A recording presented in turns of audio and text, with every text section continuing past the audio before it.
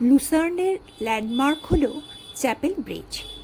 এটি কাঠ দিয়ে তৈরি ফুটব্রিজ, আবার ইউরোপের অন্যতম প্রাচীন কভার্ড উডেন ব্রিজও বটে। মনে করা হয় 14th সেঞ্চুরিতে এটি তৈরি করা হয়েছিল। এই ব্রিজটির সবচেয়ে সুন্দর যে জিনিসটি আমার ভালো লেগেছিল সেটি এই ফুল গাছগুলি, যা দেখলে পর্যটকদের মনটা এমনিই ভালো হয়ে যায়।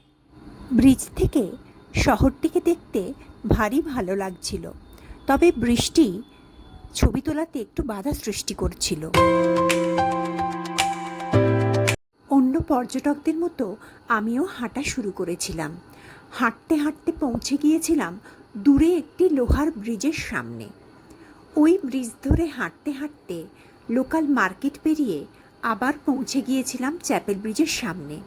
অত্যধিক বৃষ্টি শুরু হওয়ায় ভিডিও করতে পারিনি।